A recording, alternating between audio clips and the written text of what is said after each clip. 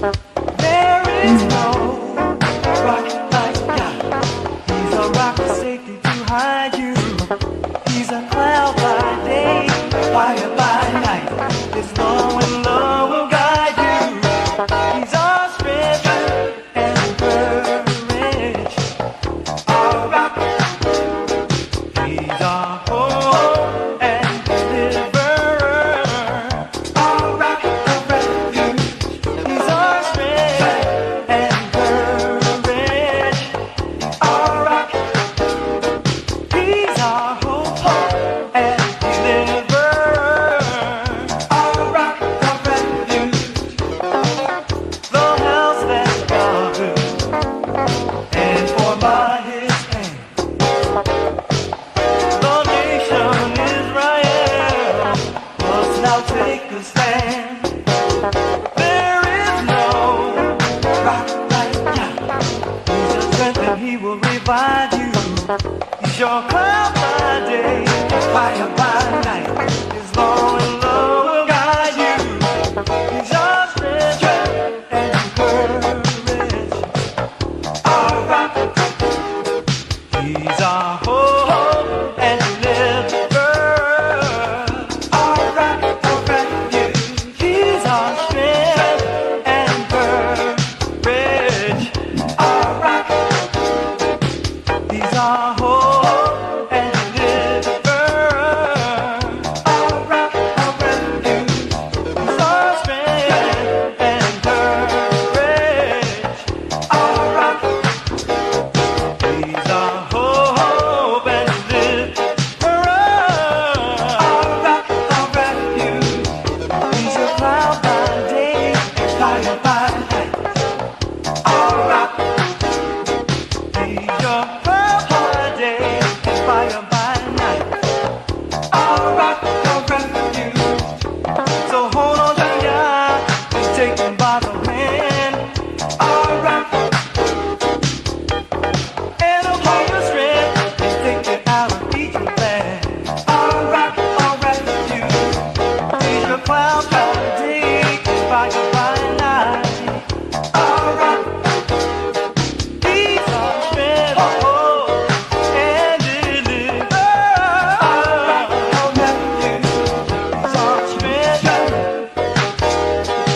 He's our hope. He's our strength. He's our hope.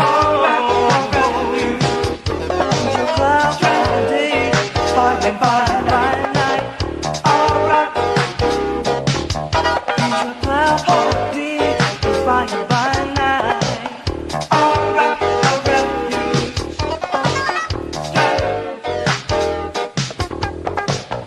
Our rock, look to the rock for review. Our rock of refuge. Only one from you. Praise Yah, he certainly is. Thank you for returning to the Real Talk for Real People Study Show.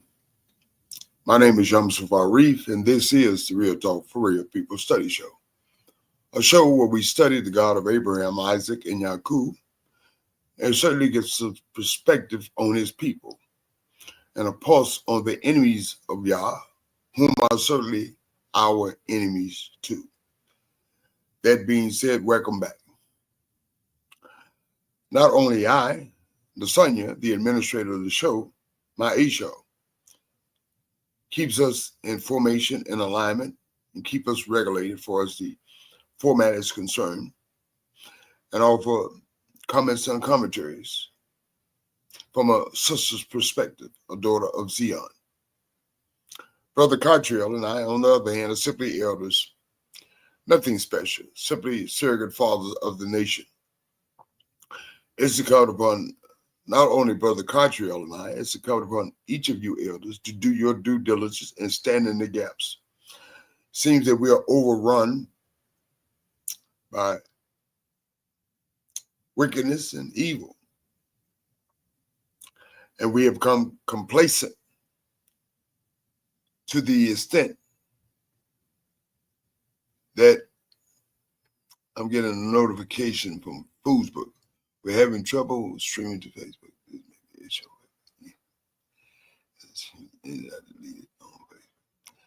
Well, they're full of games. So it seems Facebook seems to be having problems programming the show.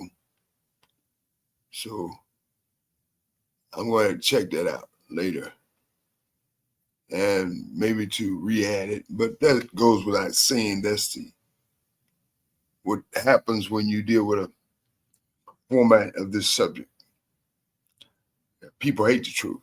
Let's be honest about it. But after the show, we've resolved the issue after the show. Tomorrow we'll be right back on Facebook, I suspect. But I'm on Facebook, so to speak. I have one more attachment to Facebook. So all is not lost. Praise the Most High. And Brother Carter, as I was mentioning, we are simply surrogate fathers of the nation at this juncture in our history. And all surrogate fathers of the nation is incumbent upon each of us, or conscious of the Most High, to do our due diligence as far as the Most High work is concerned, and that is paramount these studies. If it was imperative by our ancient kings and our high priests and priests to study the Most High word,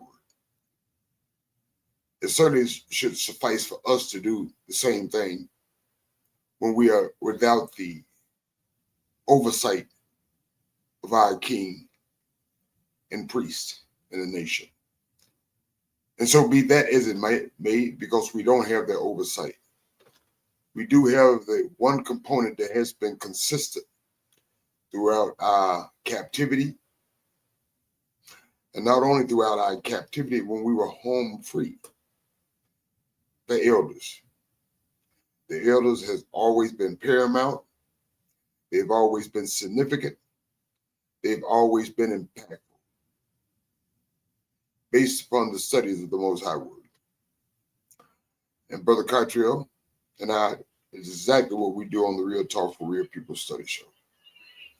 But before I introduce Nasanya and Brother Cartriel, I simply like to make mention of the people in this nation that are over inundated with this heat wave. I pray that the Most High look out for each of you, and that the Most High will be done. As far as those international, as far as the things that are transpiring in Gaza and Iran and in the homeland,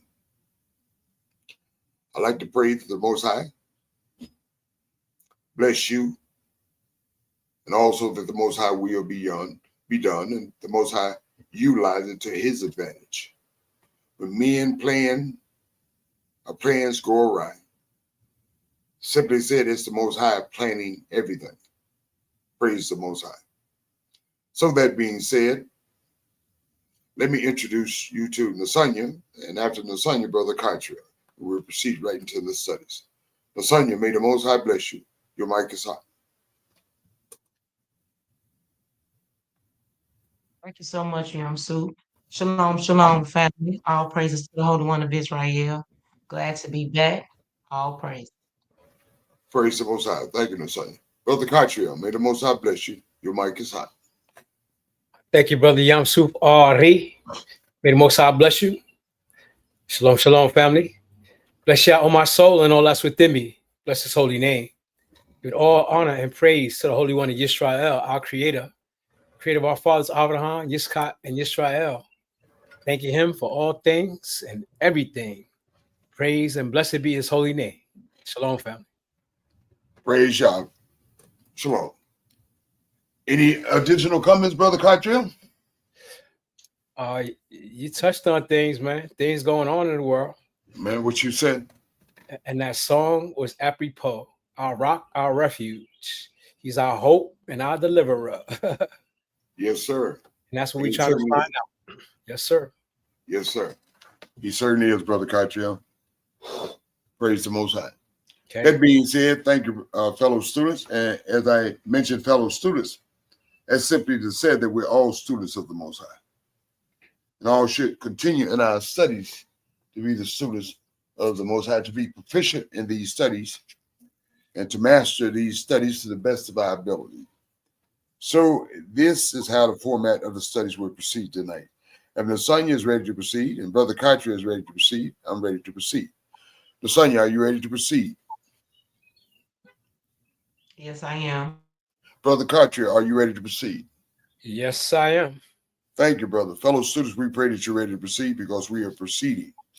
I will be studying in the book of Tehillim, and that is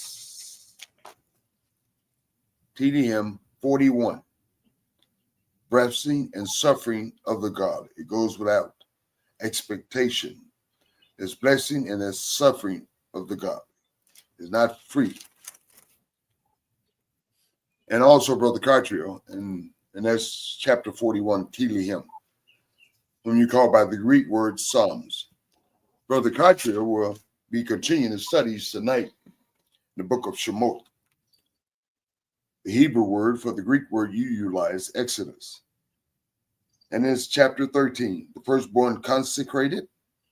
Brother Cartrio will break that down for you. The feast of the unleavened bread. The law concerning the firstborn. And the wilderness way.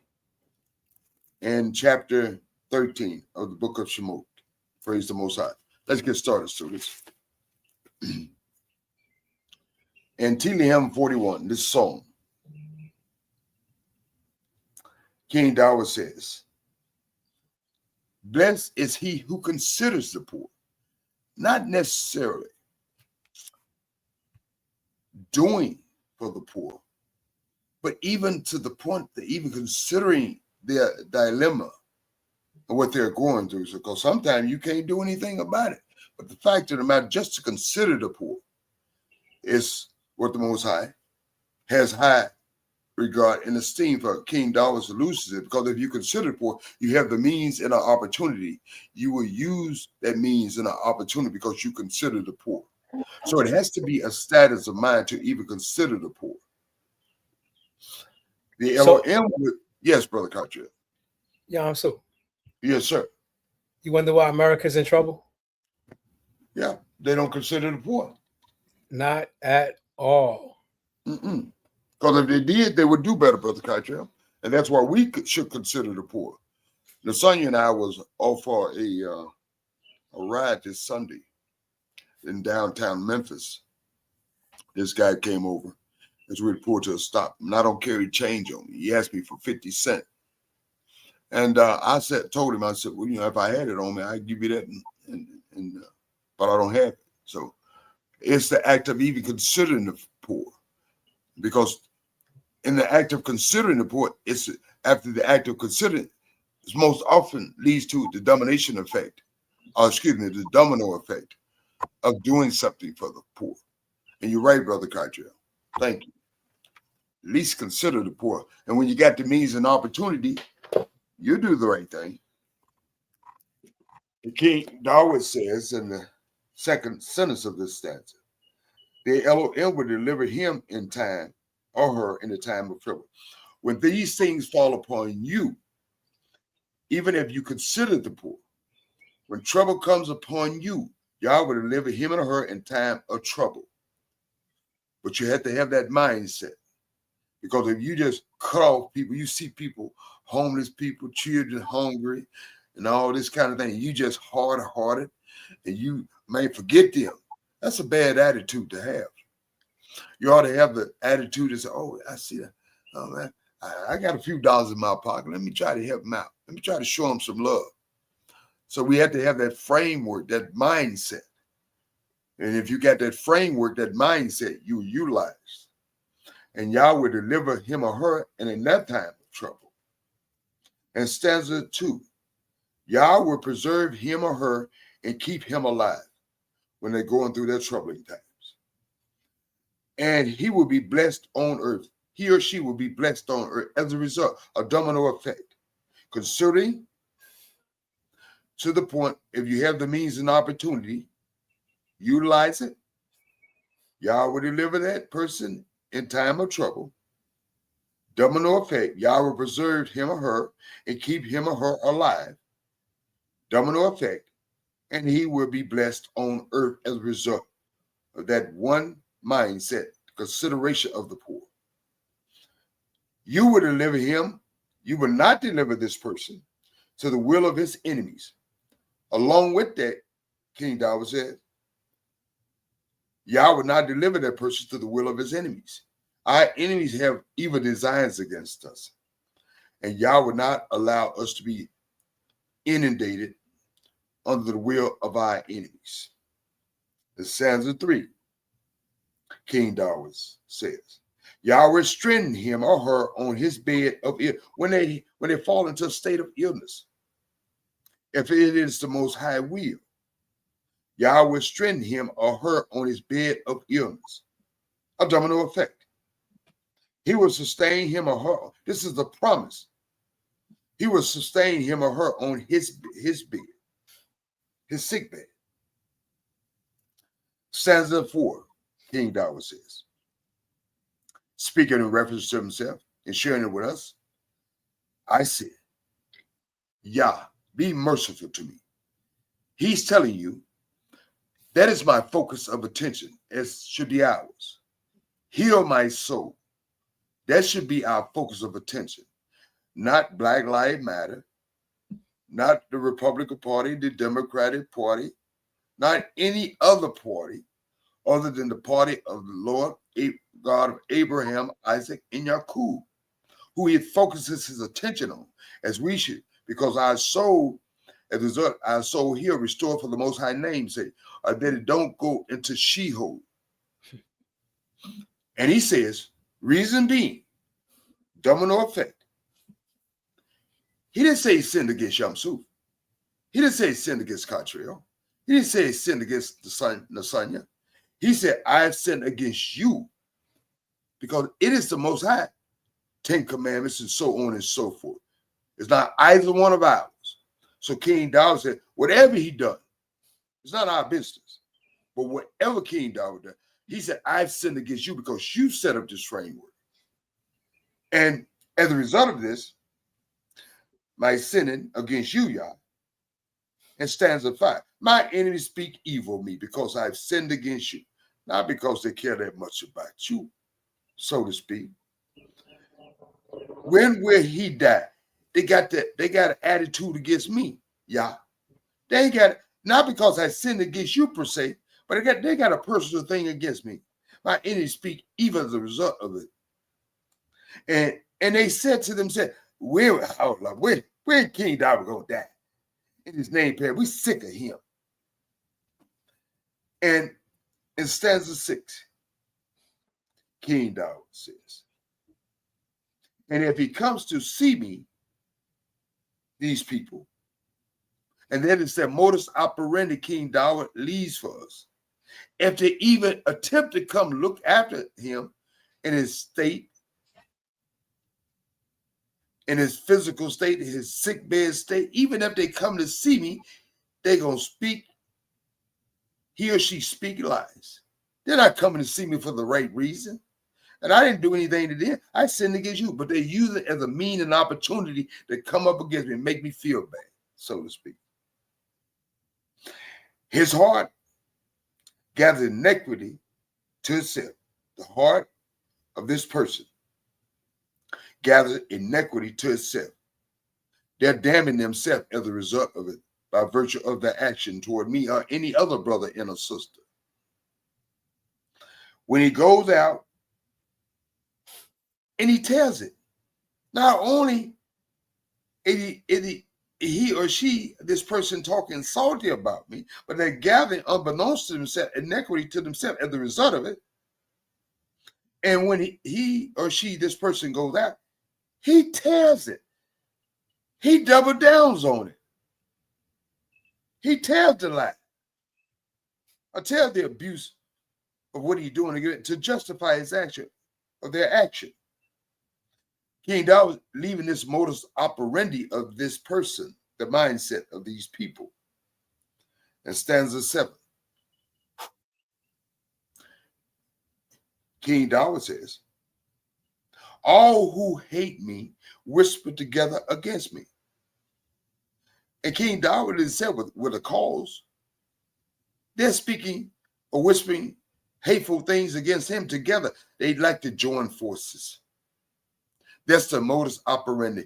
They seek each other to, we call pile on in football. They're seeking each other to justify their actions against me. And they will seek each other to justify their actions against you too also. Be prepared. King David says, the stanza said in the last sentence, against me that devise my, they're not doing it for the right reason to get me to turn around and to confess my faults to you, y'all. They're not doing it for that reason. They're not doing what they're doing to me, Most High, for to get me to turn back to you. What they're doing they're doing it to hurt me, y'all. They're doing it to hurt you. They will do it to hurt all of us. That's the modus operandi. In stanza 8.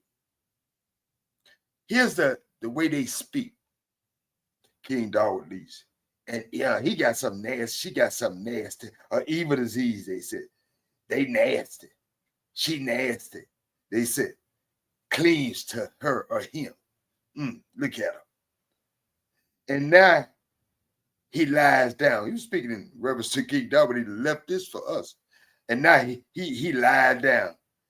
And he on his sick bed now. Look at it. Look at her. They laid out now. And he would not rise no more. So they hope. That is the mindset of wicked people. So they hope. King David's trust is not in them. Praise the Most High. And neither should ours be. And King David goes to even those within our close circle, because he makes reference to those that were in his close circle. Even my familiar friend, my closest friend, in whom I trusted, broke bread with. That's why King David says, trust no man, only the Most High. Praise the Most High. He said, who ate my bread, broke bread with me at my table, has lifted up his heel against me, is turned on me. That is the modus operandi. When you work with the Most High, you can expect nothing from no one. You can expect everything from the Most High, but you can expect nothing for friends, family, and certainly our enemies. And our trust should be in friends, family, and certainly our enemies, but it should be certainly founded and rooted and planted in the Most High, as King David is alluding to. Because this familiar friend whom turned on King David, he broke bread with the king. I know some of us can attest to this very fact in our own personal lives. In stanza 10, who we all should be focused on, not upon human beings, but you, O Yah, be merciful to me. Because when they see dirt on me, they gonna kick more dirt on me. When they see me on my sick bed, they gonna want to ramp up the sickness, and they gonna talk about me. They gonna talk about you. He says, "Be merciful to me, to Yah, and raise me up," because only Yah can. Those familiar friends, those families, they can't do anything for you because they can't do anything for themselves. So, truth be told, it doesn't matter what they say about you, because it doesn't mean anything that they say about you. But what's significant and important, what the Most High thinks about you. And so we should place our confidence and trust in the Most High. So King David says, "O Yah, be merciful to me and raise me up. Restore my health, or restore my soul for your name's sake, that I may repay them." A lot of them like say, "I'm gonna forgive them. I'm gonna not forgive her. I'm Yam Suf. I ain't going there. If my family raised their feet toward me, you better keep raising it. Because if the Most High raised me up physically and spiritually, I'm gonna put some hurting on you. I'm like King David. King David hadn't did anything to anyone. He didn't did anything to King Saul, the first king of Israel. He didn't do anything to Prince Absalom, his son. He didn't do anything to Michal, his first wife. And I suspect many more incidents, but these are the very people who he helped. And so he raised his son, Prince Absalom. He loved his first wife, Michael. He was a good subject of King Saul, the first king of Israel. And how did they repay him? And so we got to stop going on national TV, especially when it comes to our enemies. Talking about, why y'all don't love us?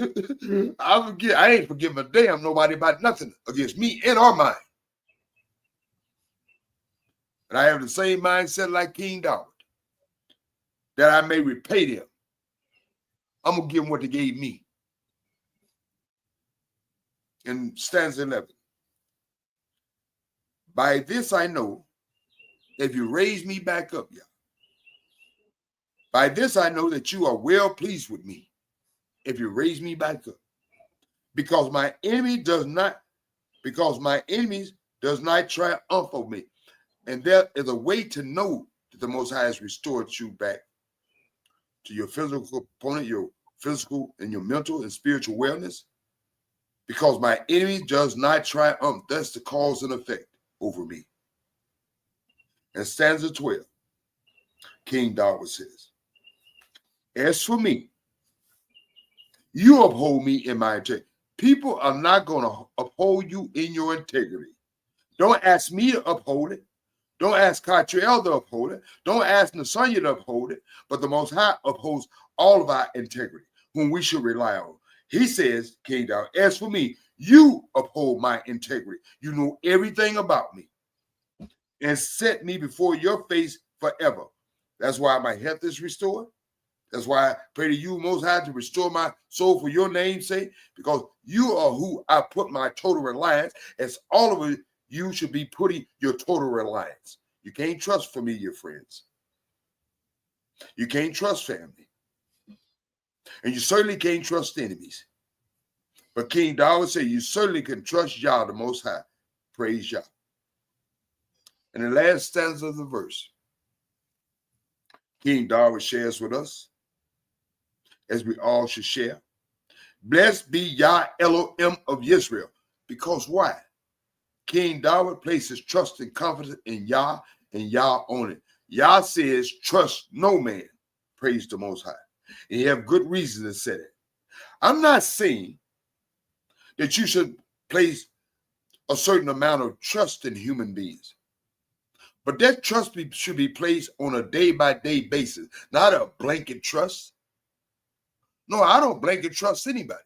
And I don't want nobody to blanket trust me. But you should blanket trust the Most High.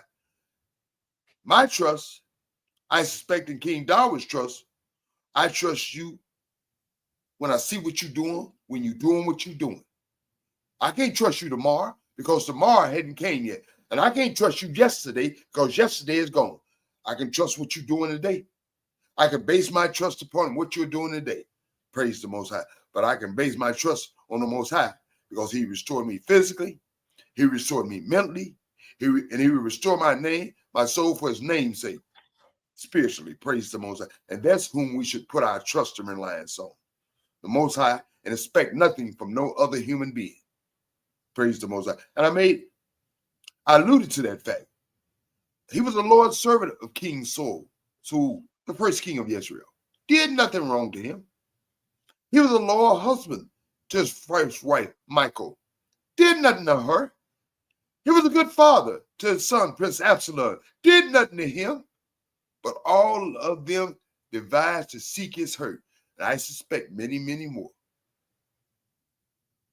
Praise the Most High. And so King David is speaking from experience.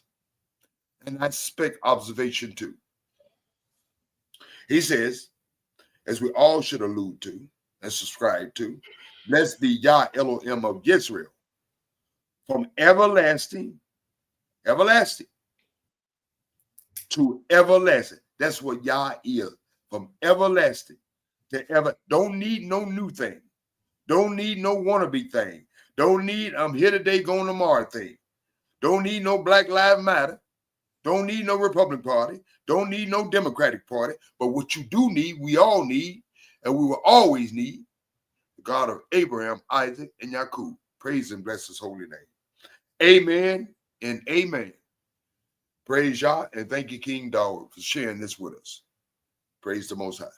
So without further ado, Nasanya, may the Most High bless you. Any comments or commentaries? Yamsu, no, not at all. Thank you. Thank you, Nasanya. Brother Cartier, may the Most High bless you, brother. Any comments or commentaries? All praise to the Most High for our great King, King David. And we wish that our leaders had his character or his understanding, his wisdom. Because like you said, he ain't doing nothing to nobody. He trying to live a righteous life. He acknowledged that he had flaws and iniquities just like everybody else. Everybody. But when you was reading, I kept thinking about Job.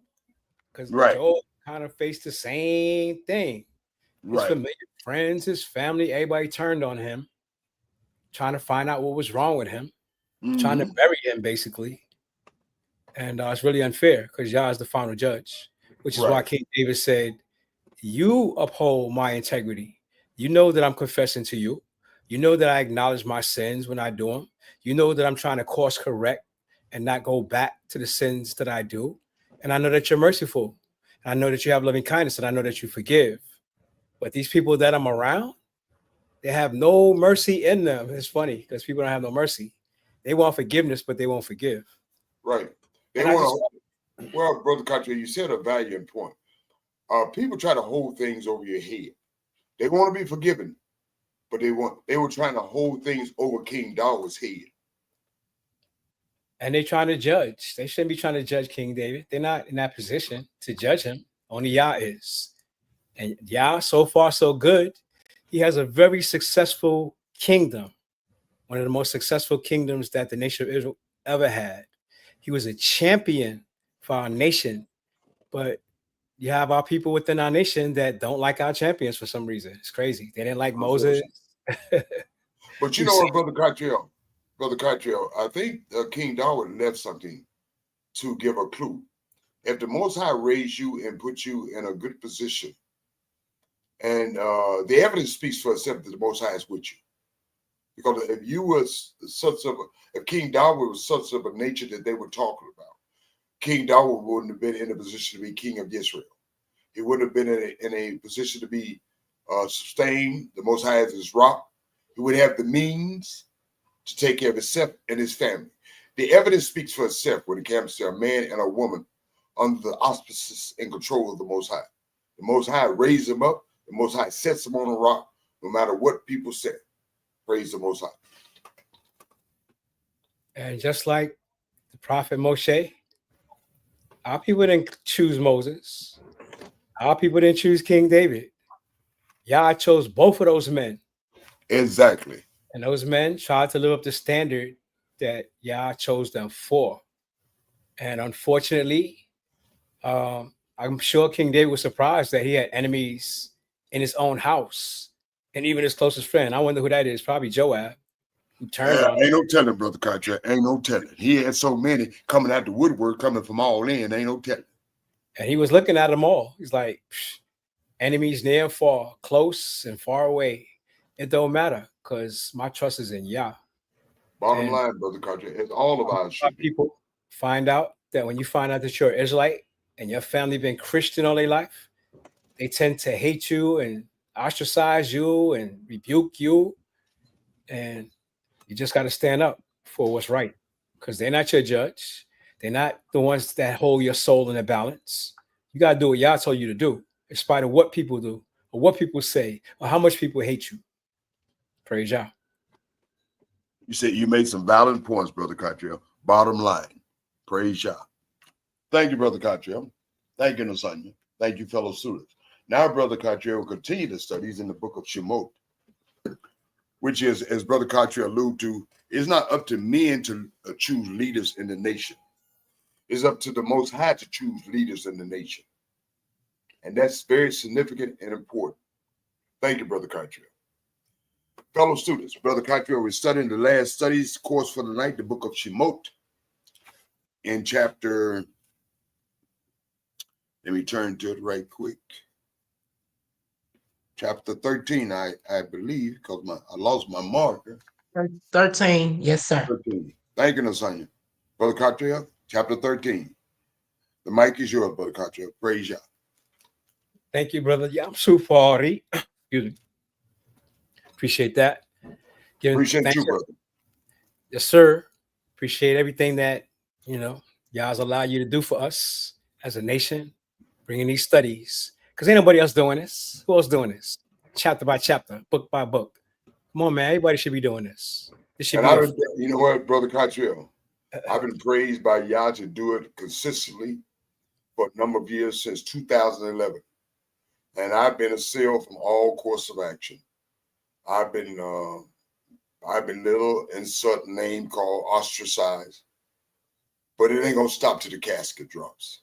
No matter what anybody says about me in regard to me, it doesn't matter to me because it doesn't mean anything. I'm subject to the Most High. Praise and the you Most High. you are who you are.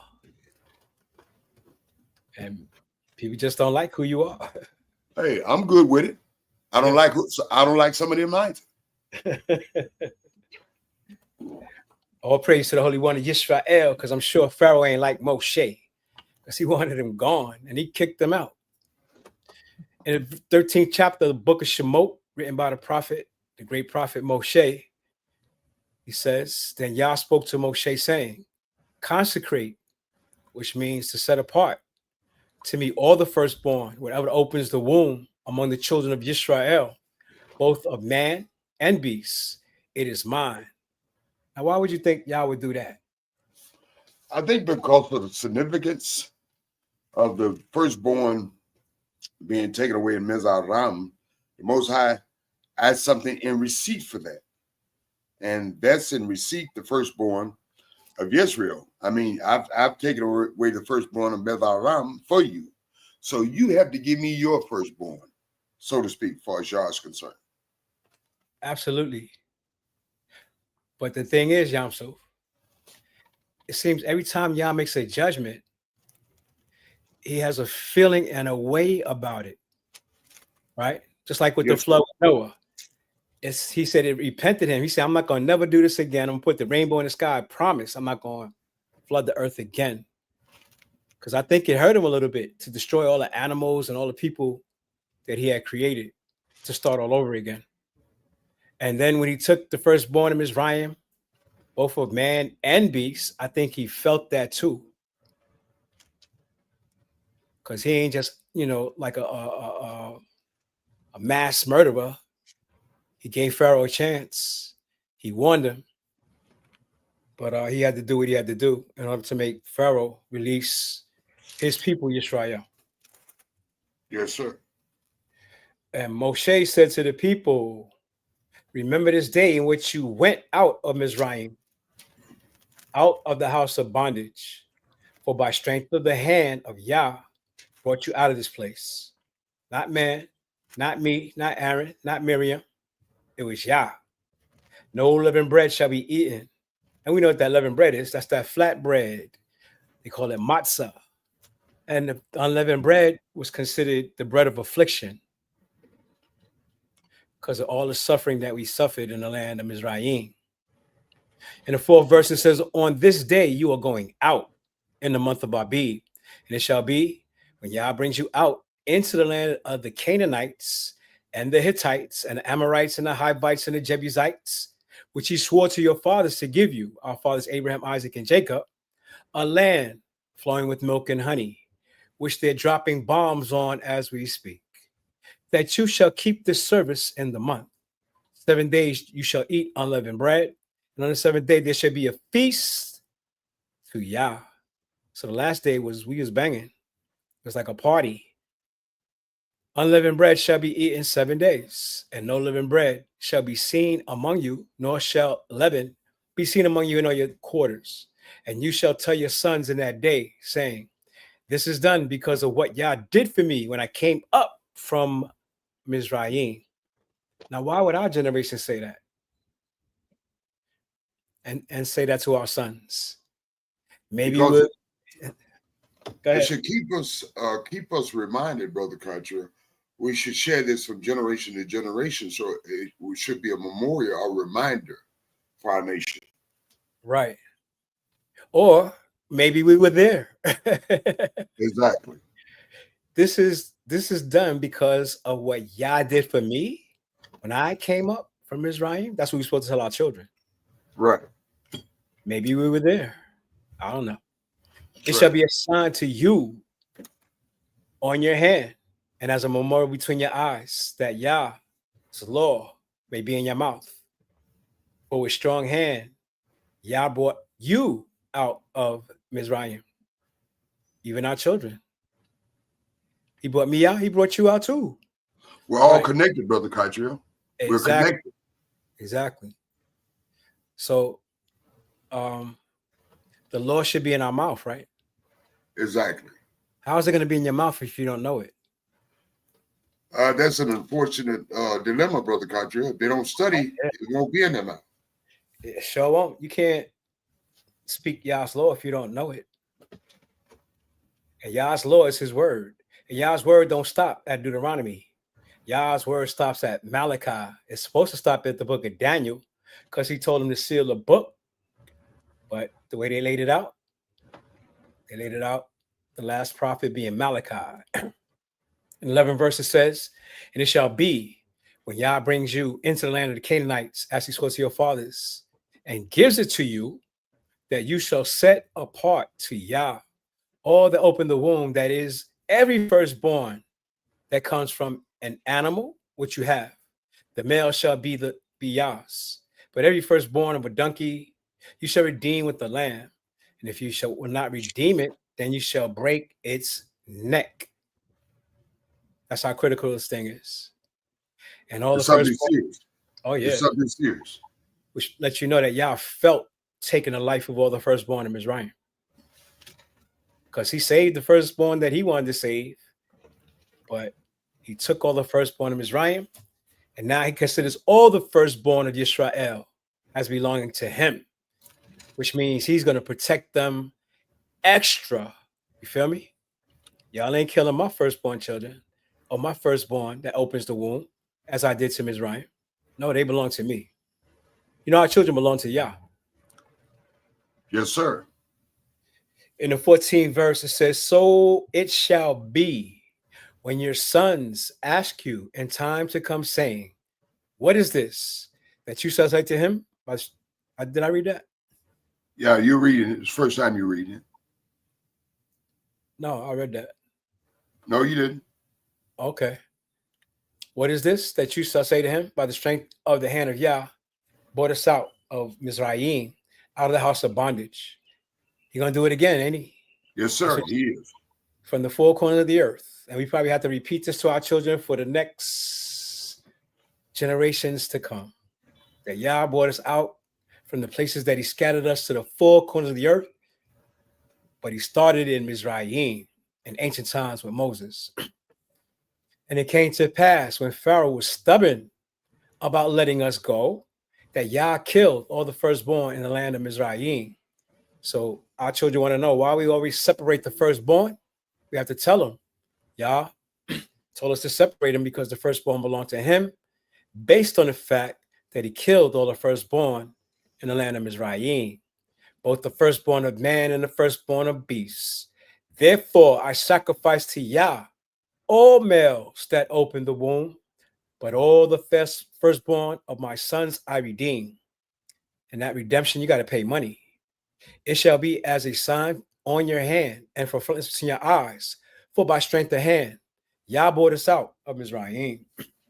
Then it came to pass when Pharaoh had let the people go, that Yah did not lead them by the way of the Philistines, although that was near. For Elohim, Yah said, lest perhaps the people change their minds when they see war. Do people change their mind when they see war? Yeah, they do. Oh, yeah. We don't like hard times. We like it easy breezy. Oh, yeah. So he didn't want us to go immediately into war after he had just left Mizraim, because we will return to Mizraim. Oh, it's better in Egypt than be fighting these Philistines because they got giants. That came about. Oh, yeah. We're going to find out. So Yah led the people around by a way of the wilderness of the Red Sea, Yam Suf Ari. And the children of Israel went up in orderly ranks out of the land of Mizraim. Imagine that. They was orderly. And Brother Moshe, Cottrell saying to you, the Red Sea, he was giving you some definition of my name. The righteous lion of the Most High that roars by the Red Sea. He was explaining my name to you. Now you know what Yom Suf Arif means. It has meaning. okay, no doubt. So 19th verse goes on to say, and Moshe took the bones of Joseph with him. Got to keep your word, right? Yes, sir. Joseph made him swear. What he made him swear? That he would not leave his bones in Mezaram. Because he knew they was going to be delivered, didn't he? It'd probably be in the United States Museum of Art or in the British Museum or the French or the Belgian Museum of Art. It'd probably be somewhere. I'm sure. For he placed the children of Israel under solemn oath, made them swear, saying, Yah will surely visit you, and you shall carry up my bones from here with you, just like my father Jacob. I don't want to be buried here in Mizraim, because they're going to dig me up later on. So they took their journey from Sukkot and encamped in Etham at the edge of the wilderness. And Yah went before them by day in a pillar of cloud to lead the way. Imagine that, seeing that cloud every day, knowing that Yah is in it. And by night, a pillar of fire. We ain't never seen that unless we've seen like the wildfires in California. You sure, Brother Carter? You sure what you're saying, brother? Are you certain that they were led by placards on their shirt saying Black Lives Matter or the Republican Party, Democratic Party, and so on and so forth? Are you sure? Or are you saying that y'all led them? Listen, Yamsu. Mm-hmm. That's the noise in the valley of the dry bones, son. Okay. That marching, that protesting got us to where we sitting under air conditioner, watching big screen TVs, worrying about our Mercedes-Benz getting bird poop on it. Exactly. Because our people sacrificed in them streets, man. Marching, making these people back up off us. All for what, Brother Carter? All for what? With the march and the protest and little children, water hose sit on our little children in Birmingham, Alabama. We dogs sit on our children in Birmingham. All for what? We watched in 2025, the same thing is occurring. They put in a 1965 Voting Right Act. How's it voting for? How's it looking for you? And we're right back where we started. I don't think so, because now we know we're Israelites, don't we? We ought to know. We ought to know. More now than then. More now than then. Because my family was calling ourselves Israelites, and everybody was back then was calling themselves colored, Negro, black. Then African American came along. Mm-hmm. You remember? I remember. We was black and we was proud, bro. Exactly. Black and I'm proud. Nah, man, you an Israelite. You ain't black. That's what we was telling people. They wasn't listening to us. But they still aren't, unfortunately, but a whole lot are. We kept chipping away. And today ain't like the 60s, because people know now. If they don't know, they ain't paying attention. Right? Yeah, I suspected they're over inundated with the captivity of this Babylonian, the daughter of Babylonian captivity, that they're distracted by every means and opportunity. But now, like Daniel said, knowledge has increased. So we see brothers like Kanye West and Kyrie Irving and other celebrities coming out saying, hold up, wait a minute, y'all lied to us. We are the children of Israel. And man, the backlash they get when they do that. Oh, yeah, they're going to shut them down, brother. Just like they've been trying to shut us down since 2011. Yes. Brothers making films, Negroes, Hebrews to Negroes. They're trying to shut that down, but they can't shut it down. They can't suppress it. And I applaud each of everyone's endeavor. Yes, sir. So knowledge has increased. The genie's out of the bottle. Can't put it back in because the 400 years is up. It ended in 2019. Y'all marked it with the COVID, shut everything down. And now we see what's going on in the Holy Land. Okay. because prophecy is unfolding right before our eyes. Certainly But is, brother. Certainly is. Yah did mystical and magical things for our people back then. He ain't never let us by a pillar of fire by night to give them light. Abraham never experienced that. Isaac, Jacob, none of them. Our people at this time experienced the wonders of the Most High, and they didn't appreciate it. So as to go by day and night, pillar of cloud by day and a pillar of fire by night.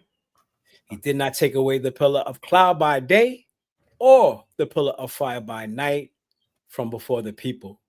It was always there. That has to be a miracle in itself, because clouds don't stick around, do they? No, And sir.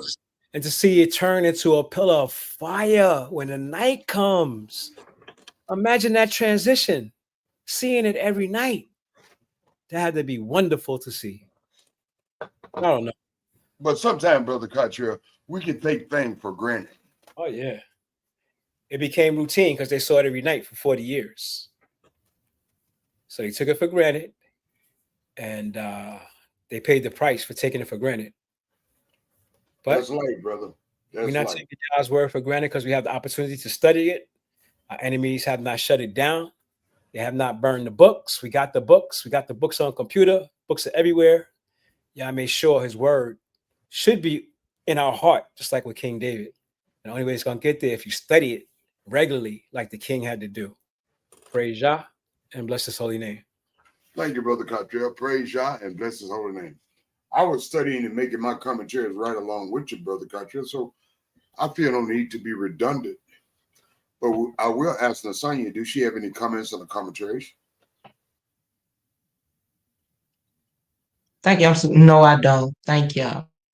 Thank you. Brother Cottrell, do you have any additional comments on the commentaries? Just that I imagine that Yah will mark the deliverance of Israel in the same way he did here, where our enemies harden their hearts, and he has to do something to make him and break him, like he broke Pharaoh's arm and made him let the children of Israel go by killing their firstborn sons. But he marked that. Now that I killed all their firstborn sons, y'all got to take all your firstborn, man and beast. Now they belong to me. Just like the rainbow, when he brought the flood, he marked that. He said, I'm not doing that again. So he put the rainbow there. I can imagine what he's going to do when he brings us back from the four corners of the earth. Praise Yah and bless his holy name. Praise Yah and bless his holy name. Thank you, fellow students. Thank you, Nasanya. Thank you, Brother Cottrell.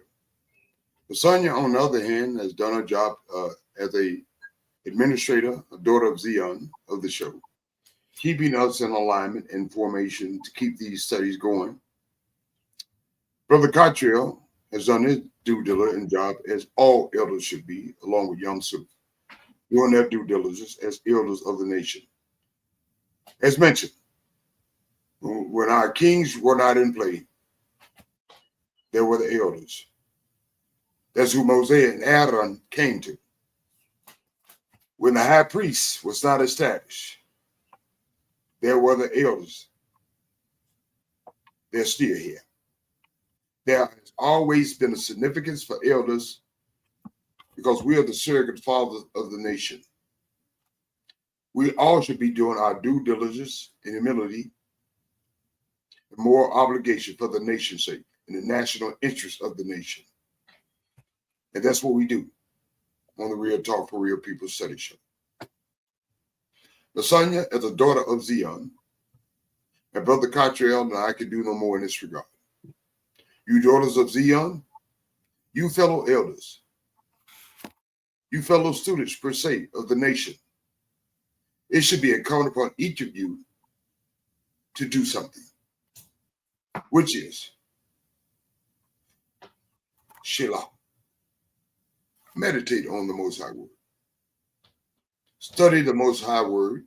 Trust in the Most High Word. Let the Most High Word be your footsteps. And you cannot put the Most High Word in your heart unless you study the Most High Word. Simply said,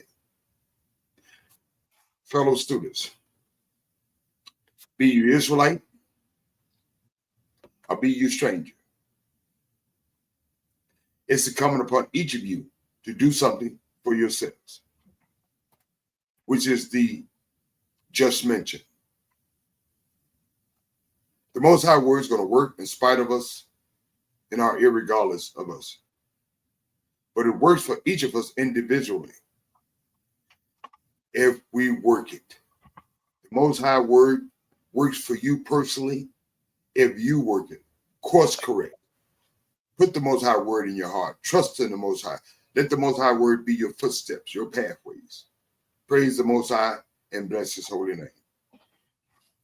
I will ask Brother Cottrell now to make his closing remarks and comments. I will ask Nasanya to make her closing remarks and comments and close us out for the night. Praise Yah. Brother Cottrell, you have the mic. Thank you, Brother Yamsuf Pari. Just giving all thanks and praise to the Holy One Israel for another night of study in his word. And the thing is, elders are people too. And every elder ain't on the right path, unfortunately. We got elders in the church and elders in the mosque and elders everywhere. But they're not leading us where we should be led or leading the people where they should be led. So like King David said, you can't trust everyone, not even elders sometimes. All praise to the Most High. All praise, Brother Cottrell, to the Most High. Nasanya. Shalom and good night, family. Till tomorrow. Thank you, Nasanya. Shalom and good night. And may the Most High bless you.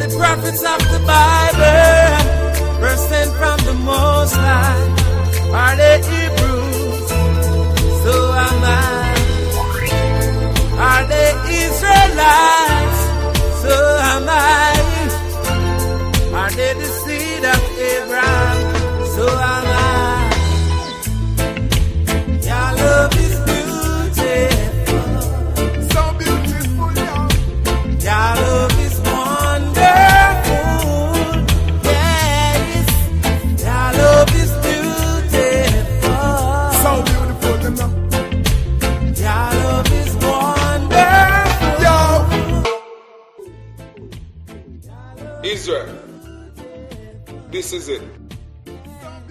Deuteronomy 28 verse 68. And the Most High shall bring thee into Egypt again with ships, by the way whereof I speak unto thee, thou shalt see it no more again. Egypt? Yeah, man. This is talking about the spiritual Egypt, America, the house of bondage. Oh, that's how our Western journey began. Yeah, man. Israel gone captivity for breaking your law. We were driven out of Israel by the Roman Empire. Seek some refuge in West Africa. Then the Arab and the Hamite soldiers to Esau. Them focus on the slave ship to America. Enslave us, fire on the slave master. But the scripture said, you must be a fierce slaughters for the iniquity